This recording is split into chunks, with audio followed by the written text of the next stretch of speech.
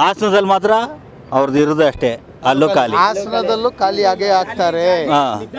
ಅಲ್ಲೇ ಖಾಲಿ. ರಾಮನಗರ ಜಿಲ್ಲೆಯಿಂದ ಇವ್ರದ್ದು ಎಲ್ಲ ಖಾಲಿ ಮಾಡಿಸಿದ್ದೀವಿ. ಕುಮಾರಸ್ವಾಮಿ ಅವ್ರದ್ದು ಜಂಬಾ ಅವ್ರಿಗೆ ಈ ಸತಿ ಎಲೆಕ್ಷನ್ನಲ್ಲಿ ಬೇರೆ ವೋಟರ್ಸು ರಾಮನಗರ ಜಿಲ್ಲೆ ಪರ್ಟಿಕ್ಯುಲರ್ಲಿ ಈಗ ಚನ್ನಪಟ್ಟಣದವರು ಅವ್ರಿಗೆ ತೋರಿಸಿದ್ದಾರೆ. ತಾಲೂಕಿನ ಮಣ್ಣಿನ ಮಗ ಅಭಿವೃದ್ಧಿಗೋಸ್ಕರ ನಾವು ಯೋಗೇಶ್ವರನ ಈ ಸಾರಿ ಗೆಲ್ಸಿದ್ವಿ. ನಿಮ್ಮ ಲಾಸ್ಟ್ ಹೇಳಿದ್ನಲ್ಲ 23 ಪಟೆ ಕೊಡಿತೀವಿ ಅಂತ, ನಿಮ್ಮನ್ನು ತೋರಿಸಿದ್ರೆ ನಿಮ್ಮ ರೈಟ್ ಟಿವಿಗೆ ತುಂಬ ಧನ್ಯವಾದಗಳು. ನಮ್ಮ ಜನಕ್ಕೆ ಚನ್ನಪಟ್ಟಣ ಜನತೆಗೆಲ್ಲ ತುಂಬ ಆರ್ಥಿಕ ಇದು ಗೆಲ್ಸಿದ್ವಿ. ಕೆಲಸ ಮಾಡಕ್ಕೆ ಇನ್ಮೇಲೆ ಮಾಡ್ತಾರೆ ಬಿಡಿ ಸರ್, ಇವಾಗಲೇ ಮಾಡಿದ್ದಕ್ಕೆ ಇವ್ರು ಈ ಸಾರಿ ಗೆಲ್ಸಿದ್ ಸರ್. ನಾವು ತೋರಿಸಿದ್ಕೆ ಇವ್ರು ಏನಿಲ್ಲ, ಬಂದು ಸುಮ್ಮನೆ ಹೇಳಿದ್ರಲ್ಲ 15 ದಿನ ಅಂತ ಬರ್ತೀವಿ, ಕೆಲಸ ಏನು ಮಾಡೋಂಗಿಲ್ಲ, ದುಡ್ಡು ಕೊಡು ಅಂತ ಹೇಳಿದ್ರಲ್ಲ ಸರ್.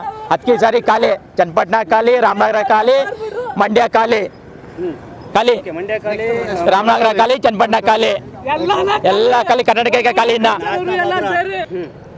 ಜನ ಬೆಂಬಲ ಇರಬೇಕು, ಅವ್ರದ್ದು ಏನು ಬೆಂಬಲ ನಡೆಯೋದಿಲ್ಲ.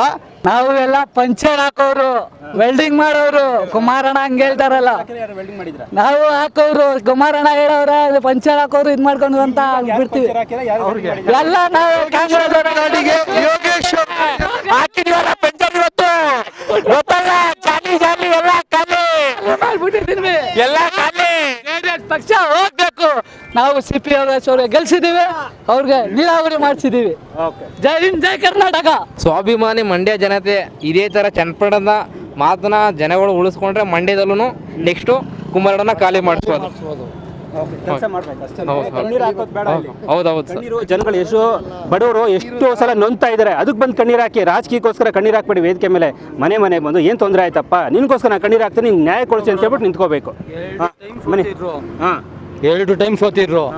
ಇಷ್ಟು ಕೆಲಸ ಮಾಡಿ ಇಷ್ಟು ಇದು ಮಾಡಿ ಅದೇ ಇದು ಮಾಜಿ ಇದು ಮುಖ್ಯಮಂತ್ರಿ ಮೇಲೆ 2 ಟೈಮ್ ಸೋತಿದ್ರು ನೀವೇ. ಆದ್ರೂ ಇವತ್ತು ಗೆಲ್ಲಬೇಕಾಯ್ತು.